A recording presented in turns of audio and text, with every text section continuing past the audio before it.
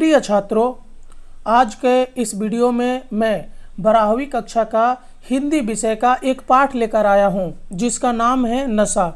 और नशा पाठ के लेखक का नाम है कलम के सिपाही कहे जाने वाले मुंशी प्रेमचंद।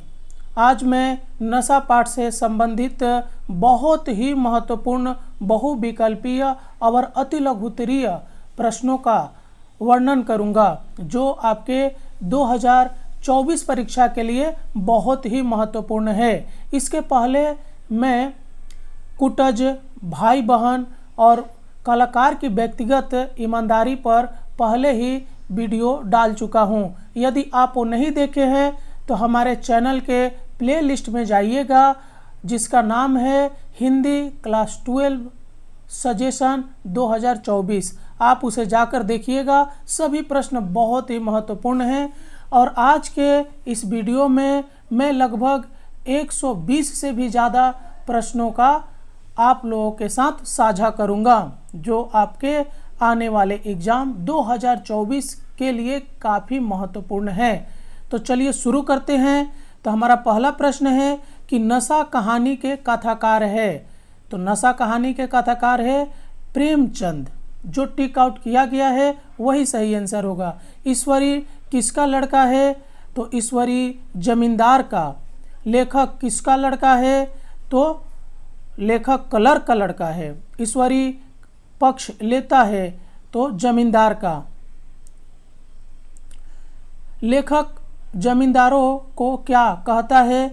तो लेखक जमींदारों को बांझा कहता है। ईश्वरी हार कर बहस में मुस्कुराता रहता है। ईश्वरी को नौकरों की सुस्ती या बदतमीजी बर्दाश्त नहीं होती। ईश्वरी अमीर ही रहता क्योंकि वह प्रवृत्ति से विलासी और ऐश्वर्य प्रिय था। लेखक ने किन छुट्टियों में घर न जाने का निश्चय किया? तो दशहरे की। लेखक छुट्टियों में घर क्यों नहीं जाना चाहता था? तो क्योंकि उसके पास रेल का किराया नहीं था। लेखक ईश्वरी के साथ उसके घर गया क्योंकि ईश्वरी ने उससे आग्रह किया था। लेखक और ईश्वरी कहाँ रहते थे? तो बोर्डिंग हाउस में। ईश्वरी के साथ परीक्षा की तैयारी हो जाएगी क्योंकि वह जमींदार होकर भी मेहनती और ज़हीन है। ईश्वर ने आसामियों को इसलिए पैदा किया है कि वे जमींदारों की सेवा कर सके। आज सेकंड क्लास में सफ़र करने का मौका मिला। तो ये लेखक को। रेलगाड़ी का स्टेशन आने का क्या समय था? 9 बजे दिन में। स्टेशन जाकर वे लोग कहाँ खाना खाए? तो रिफ्रेशमेंट रूम में। खानसामे को ईश्वरी ने कितने पैसे दिए?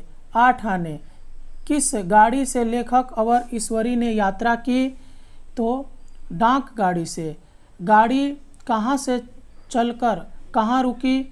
तो गाड़ी प्रयाग से प्रतापगढ़ रुकी थी। एक आदमी के कंपार्टमेंट का दरवाज़ा खोलने पर लेखक ने क्या कहा? तो दूसरा दर्जा है सेकंड क्लास। मुझे कितना लज्जा आई कह नहीं सकता। लज्जा का कारण क्या था? मुसाफिर का अपने प्रति उपेक्षा भाव। डाक गाड़ी मुरादाबाद कब पहुंची? तो भोर में। स्टेशन पर कितने आदमी स्वागत करने आए थे? तो कई आदमी। सामान ले जाने के लिए स्टेशन पर कितने बेगार आए थे? तो 5। दोनों भद्र पुरुष हमारे पीछे पीछे चले। दोनों कौन थे? तो रियासत अली और राम हरक। हाँ, साथ पढ़ते भी हैं और साथ रहते भी हैं। यह कथन किसका है? तो ईश्वरी का। लेकिन आप बड़े सादे लिवाज में रहते हैं। यह कथन किसका है? तो रियासत अली का। ईश्वरी के साथ आए उनके मित्र किसके भक्त हैं? तो महात्मा गांधी के। खादी के सिवा और कुछ पहनते ही नहीं क्योंकि सादगी पसंद है। दांतों तले अंगुली दबाना। मुहावरे का अर्थ है घोर आश्चर्य व्यक्त करना। महाराज चांगली बेगार क्यों पकड़े गए थे? अपनी दाढ़ी मिर्जई और चमरौंधा पहनने के कारण। बेगार प्रथा क्या है? तो मजदूरों को काम के बदले मजदूरी न देना।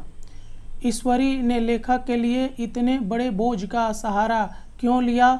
मित्र का मान बढ़ाने के लिए। ईश्वरी का घर कैसा था? तो किले के समान। ईश्वरी ने लेखक का परिचय किन लोगों से कराया? तो अपने पिता, ताऊ, चाचा आदि से। तुम बड़े शैतान हो यार, मेरी मिट्टी क्यों पलीद कर रहे हो? यह कथन किसका है और किसके प्रति है? तो लेखक का ईश्वरी के प्रति। मेरे जीवन में शायद ही ऐसा हुआ हो कि किसी ने मेरे पाँव दबाए हो।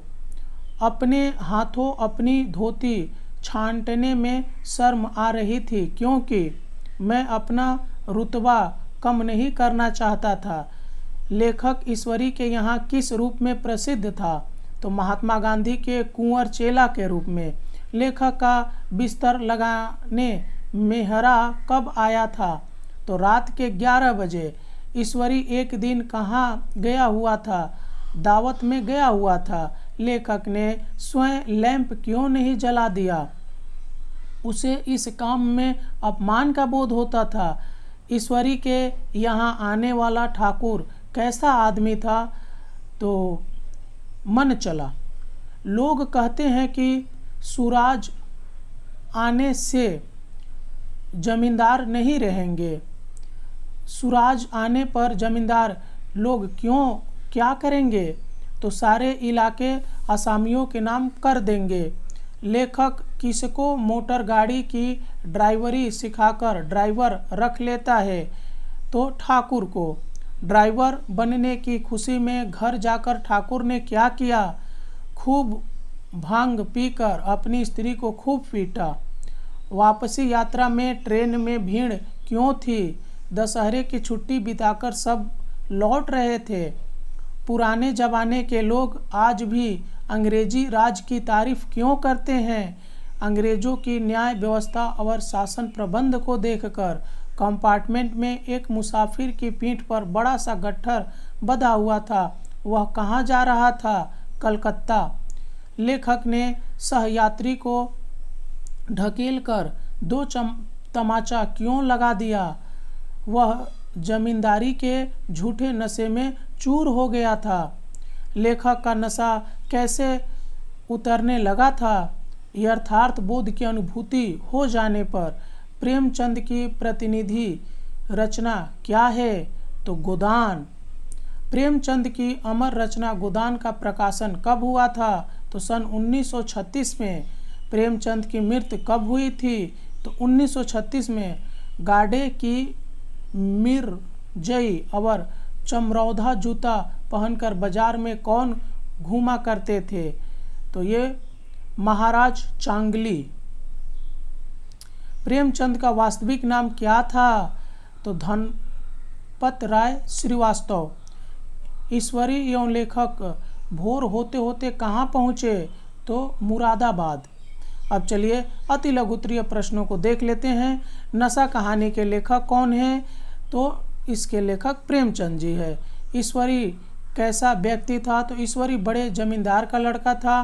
वह जमींदारों के पक्ष में बोलता था। लेखक के पिता की माली स्थिति क्या थी? तो लेखक एक मामूली परिवार का लड़का था जिसके पिताजी की माली हालत ठीक नहीं थी। लेखक के परिवार की प्रॉपर्टी क्या थी? तो लेखक के परिवार की प्रॉपर्टी थी मेहनत मजदूरी। लेखक जमींदारों को क्या कहता था? तो लेखक जमींदारों को हिंसक पशु, खून चूसने वाली जोंक और वृक्ष की चोटी पर फूलने वाला बांझा कहता था। ईश्वरी क्या करता था और क्यों? ईश्वरी जमींदारों का पक्ष लेता था क्योंकि वह जमींदार परिवार से संबंधित था। ईश्वरी का पक्ष कमजोर क्यों होता था? तो ईश्वरी का पक्ष कमजोर इसलिए होता था क्योंकि उसके पास जमींदारों के अनुकूल कोई दलील नहीं होती थी। ईश्वरी जमींदारों के पक्ष में क्या दलील देता था? तो ईश्वरी के अनुसार सभी मनुष्य बराबर नहीं होते, छोटे बड़े हमेशा होते रहेंगे। ईश्वरी का स्वभाव कैसा था? ईश्वरी विनम्र स्वभाव का था। बहस में हार जाने के बावजूद वह मुस्कुराता रहता था। ईश्वरी के अंदर जमींदारों के अहंकार भरे हुए थे। वह स्वभाव से विलासी और ऐश्वर्य प्रिय था। ईश्वरी बहस के दौरान गर्म क्यों नहीं होता था? तो ईश्वरी अपने पक्ष की कमजोरी समझता था, इसीलिए वह गर्म नहीं होता था। ईश्वरी नौकरों से सीधी मुंह बात क्यों नहीं करता था? तो ईश्वरी नौकरों को सिर पर नहीं चढ़ाना चाहता था। उसके अंदर भी जमींदारों की बेदर्दी और उदंडता थी। वह नौकरों पर अक्सर अपना गुस्सा क्यों उतारता था? ईश्वरी को सुस्ती या बदतमीजी बर्दाश्त नहीं होती थी, इसलिए वह नौकरों पर अक्सर गुस्सा हो जाया करता था। लेखक का लोक प्रेम किस पर टिका हुआ था? तो लेखक का लोक प्रेम निजी दशाओं पर टिका हुआ था। लेखक कहाँ रहता था? वह क्या करता था? तो लेखक हॉस्टल में रहता था, वह पढ़ता था। दशहरे में लेखक घर क्यों नहीं जाने चाहता था? तो घर वो इसलिए नहीं जाना चाहता था क्योंकि उसके पास टिकट के पैसे नहीं थे। बोर्डिंग में वह छुट्टियों में क्यों नहीं रहना चाहता था? छुट्टियों में सभी लड़के घर चले जाते थे, वह अकेले बोर्डिंग में भूत की तरह नहीं रहना चाहता था।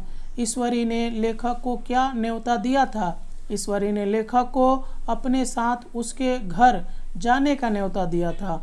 गांव जाते हुए ईश्वरी ने लेखक से क्या कहा था? तो गांव जाते हुए ईश्वरी ने लेखक से कहा था कि वह गांव में जाने पर जमींदारों की निंदा न करे, क्योंकि उसके घर वाले को बुरा लगेगा।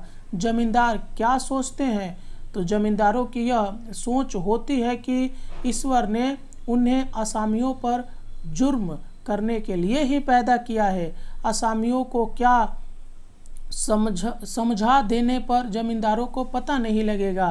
तो असामियों को यह समझा देने पर कि असामी और जमींदार में कोई मालिक भेद नहीं है तो जमींदारों का पता नहीं लगेगा। रेलगाड़ी के किस दर्जे में वे लोग सफ़र किए थे? तो रेलगाड़ी के सेकंड क्लास में वे लोग सफ़र किए थे। गाड़ी के स्टेशन पर आने पर क्या समय था? तो गाड़ी के स्टेशन से उन्हें यात्रा करनी थी, वह स्टेशन पर रात के 9 बजे आती थी। ईश्वरी और लेखक समय से बहुत पहले स्टेशन क्यों पहुंच गए? यात्रा के उत्साह में ये लोग समय से बहुत पहले स्टेशन पहुंच गए थे। स्टेशन पहुंचकर लेखक एवं ईश्वरी ने भोजन कहाँ किए? तो स्टेशन पहुंचकर दोनों मित्र रिफ्रेशमेंट रूम में जाकर भोजन किए। कैसे? खानसामों ने ईश्वरी और लेखक में भेद कर लिया कि मालिक कौन है और पिछलग्गू कौन है। तो लेखक के हाव भाव और वेशभूषा देखकर परखी खानसामों ने मालिक और पिछलग्गू का भेद कर लिया। खानसामों को ईश्वरी ने इनाम में क्या दिया? तो इनाम में ईश्वरी ने खानसामों को एक अठन्नी दिया। लेखक को भोजन में स्वाद क्यों नहीं मिला? अपने प्रति खानसामों के उपेक्षित भाव को देखकर लेखक को भोजन में स्वाद नहीं मिला था। ईश्वरी ने खानसामों के प्रति क्या कहा? तो ईश्वरी ने खानसामों के प्रति यह कहा कि वे कितना तमीज़दार हैं। गाड़ी कहाँ से चली थी और कहाँ रुकी थी, ये तो हो गया। प्रतापगढ़ में एक यात्री को कंपार्टमेंट में चढ़ते समय लेखक ने क्या कहा था? तो ये भी हो गया है। यह दूसरा दर्जा है, सेकंड क्लास है। इस कथन में लेखक की कैसी मानसिकता की झलक मिलती है? तो इस कथन में लेखक की अज्ञानता और उसके छिछोरेपन की झलक मिलती है। मुसाफिर ने डिब्बे में घुसते हुए क्या कहा था? तो डिब्बे में घुसते ही मुसाफिर ने कहा था कि हाँ, सेवक सब जानता है। लज्जा आने का कारण क्या था? तो लज्जा आने का कारण लेखक की अज्ञानता और उसका छिछोरापन था। दोनों मित्रों को किस स्टेशन तक यात्रा करनी थी? तो लेखक और ईश्वरी को प्रयाग से, पूरा ये तो हो गया। रेलगाड़ी मुरादाबाद कब पहुंची? तो रेलगाड़ी मुरादाबाद भोर की बेला में पहुंची। ईश्वरी का स्वागत करने स्टेशन पर कितने आदमी आए थे? तो ईश्वरी का स्वागत करने स्टेशन पर 2 भद्र पुरुष और 5 नौकर आए थे। स्टेशन पर आए हुए 2 भद्र पुरुष के नाम क्या थे? ये हो गया है। कौवे और हंस होने का क्या तात्पर्य है? तो यहाँ पर कौवे और हंस के एक साथ होने का मतलब था 2 असमान लोगों के बीच मित्रता होना। रियासत अली ने ईश्वरी से क्या पूछा? तो रियासत अली ने ईश्वरी से उनके साथ में आए हुए लेखक के बारे में पूछा था। वह पूछा था कि क्या ये आपके साथ पढ़ते हैं? ईश्वरी ने रियासत अली को क्या जवाब दिया? ईश्वरी ने रियासत अली से कहा था कि वे दोनों साथ पढ़ते भी हैं और साथ रहते भी हैं। उन दिनों आर्जेंट तार की प्रति शब्द क्या फी हुआ करती थी? तो जिन दिनों की घटना घटी थी उन दिनों तार की फी प्रति शब्द 4 आने हुआ करती थी। ईश्वरी ने तार वाली झूठी बात क्यों कही थी? अपने लेखक मित्र को प्रभावशाली और महान बनाने के लिए ईश्वरी ने तार वाली मनगढ़ंत बातें कही थी। रियासत अली ने अर्ध शंका के स्वर में क्या पूछा था? तो लेखक के सादे लिवाज और तंगहाली को देखकर रियासत अली ने शंका प्रकट की थी और तब पूछा था कि वह बड़े सादे लिवाज में रहते हैं। लेखक की तंगहाली का बचाव करते हुए ईश्वरी ने क्या कहा था? तो लेखक की तंगहाली का बचाव करते हुए ईश्वरी ने रियासत अली से कहा था कि आप गांधी जी के भक्त हैं, इसलिए सादगी पसंद है। ईश्वरी ने मित्र के बारे में क्या कहा था? तो ईश्वरी ने मित्र के बारे में यह कहा था कि आपकी 2.5 लाख सालाना की रियासत है। यह देखने में लगता है कि आप अनाथालय से पकड़कर आए हैं। एक बार महाराज चांगली के साथ क्या हुआ था? तो महाराज चांगली को कोई पहचान न सका और उन्हें मजदूर समझकर बेगार में पकड़ लिया गया था। महाराज चांगली ने क्या किया था? महाराज चांगली ने उन दिनों 10 लाख रुपए लगाकर एक कॉलेज खोल दिया था। ईश्वरी के गांव में लेखक किस रूप में प्रसिद्ध था? तो ये तो हो गया है। ईश्वरी की अनुपस्थिति में लेखक एक दिन अपने बिस्तर क्यों नहीं लगाया? वह लैंप क्यों नहीं जलाया? तो जमींदार का स्वांग करते करते लेखक पर जमींदारों के स्वभाव का नशा छा गया था, इसलिए वह बिस्तर लगाने और लैंप जलाने अपना अपमान समझ बैठा था। मुंशी रियासत अली का को लेखक ने क्यों फटकार लगाई थी? समय से लैंप न जलाने जाने के कारण लेखक ने रियासत अली को फटकार लगाई, क्योंकि लेखक अपने को जमींदार समझ बैठा था। उसके अंदर का मूल्यबोध समाप्त हो गया था। सुराज आने पर क्या होगा? तो सुराज आने पर मालिक और सेवक का भेद मिट जाएगा। जमींदार के पास जमीन नहीं रहेगी, स्वेच्छा से जमींदार अपनी जमीन असामियों को दे देंगे। ठाकुर को लेखक ने क्या वचन दिया? तो ठाकुर को लेखक ने कहा था कि अभी जमीन पर उसके पिता जी का हक है, जो ही उसे अख्तियार मिल जाएगा वह उसे अपने यहाँ बुलाएगा और ड्राइवरी सिखाकर उसे ड्राइवर रख लेगा। आज भी लोग अंग्रेजी राज की तारीफ क्यों करते हैं? तो अपने देश में व्याप्त भ्रष्टाचार, कुशासन एवं अन्याय को देखकर लोग अंग्रेजी शासन व्यवस्था, न्याय प्रणाली और ईमानदारी देखकर अंग्रेजी राज्य की तारीफ करते हैं। लेखक ने अपने वापसी यात्रा में सहयात्री को क्यों धक्का दे दिया था और उसे क्यों पीटा था? लेखक पर जमींदारी का नशा इस कदर छा गया था कि वह अपने असलियत को भूल गया था। वह भूल गया था अपने आदर्श और मानवीय मूल्यों को, इसलिए उसने सहपाठी को धक्का दिया एवं उसे पीटा था। सहयात्री को पीटे जाने पर डिब्बे के अंदर क्या प्रतिक्रिया हुई? तो लेखक की जान सांसत में पड़ गई। सभी यात्री उस पर व्यंग वाणों बरसाने लगे।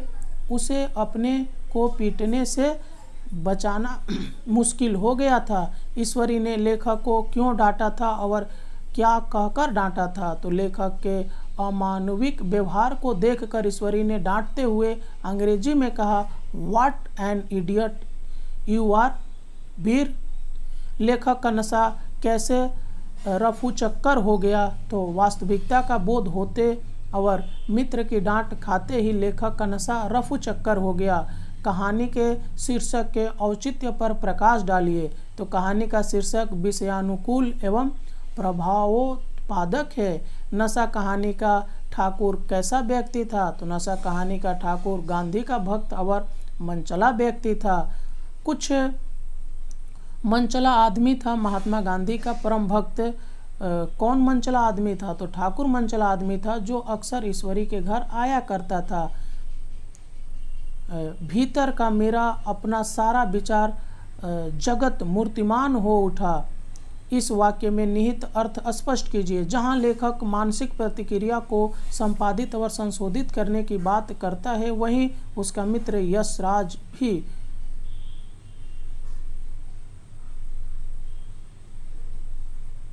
ठीक है। तो इस वीडियो में बस इतना ही। मिलते हैं किसी और वीडियो में, तब तक के लिए जय हिंद।